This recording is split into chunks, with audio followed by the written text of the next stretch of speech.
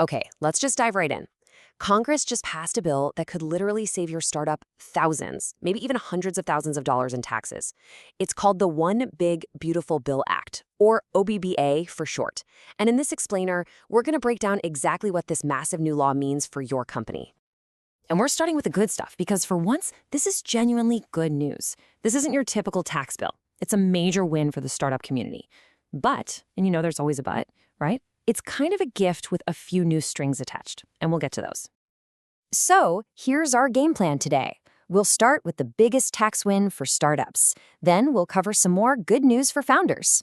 After that, we'll get real about the tax headaches that didn't go away. We'll talk about what an automated compliance engine looks like and finish up on how to get back to building your business instead of living in spreadsheets.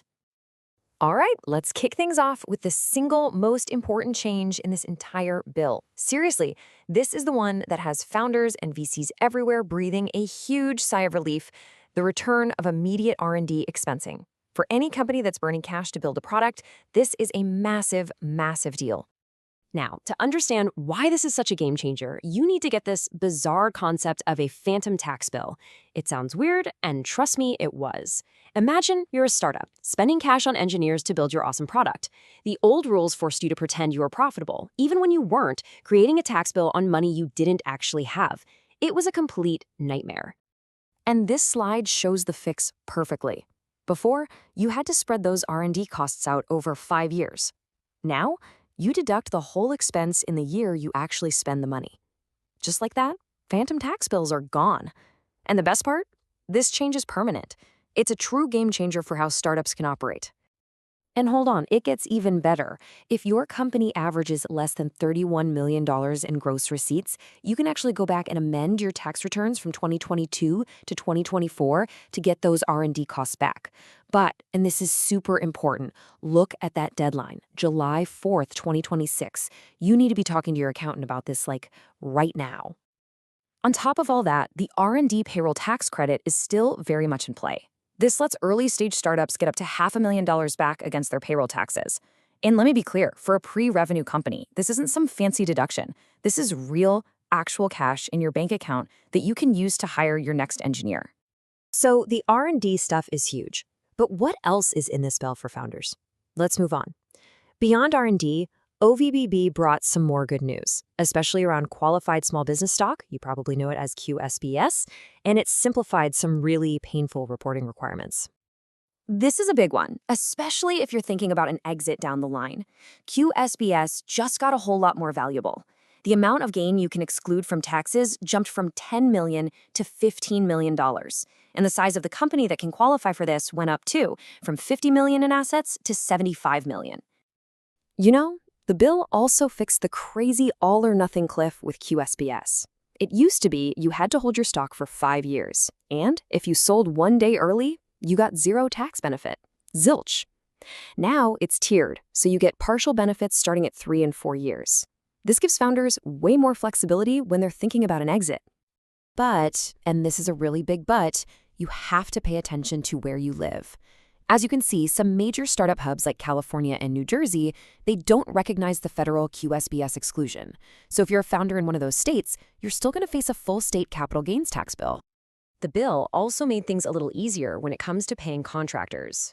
The threshold for issuing a 1099 form more than tripled, jumping from $600 all the way up to $2,000. If you work with a lot of freelancers, this means a lot less paperwork at the end of the year.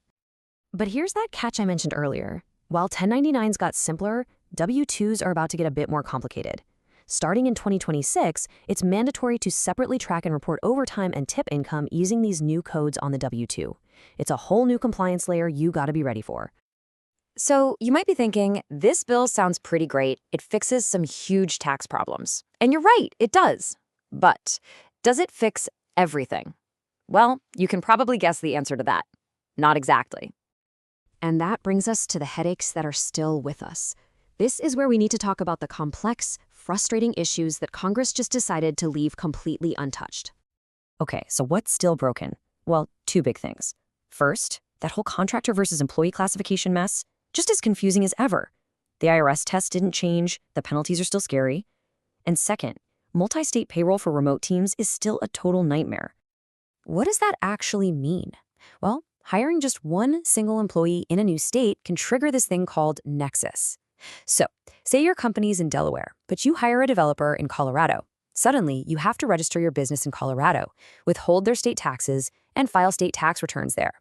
The OBBBA did nothing to help with this. And if that wasn't confusing enough, the states themselves can't even agree on how to handle this new federal law. I mean, look at this. It's a total patchwork. Some states just automatically adopt the rules, others need to pass new laws, and then you've got places like California that are basically frozen in time or rejecting parts of the bill. It's just chaos.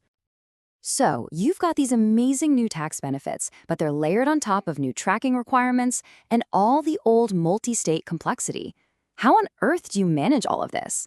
This is where having an automated compliance engine becomes absolutely essential. Let's take those new W-2 codes. That's a mandatory tracking requirement coming in 2026. A platform like Warp just handles it. It tracks all that data throughout the year and then automatically populates the right codes at tax time. You don't have to lift a finger. And what about that multi-state payroll nightmare we talked about? This is where automation is a lifesaver.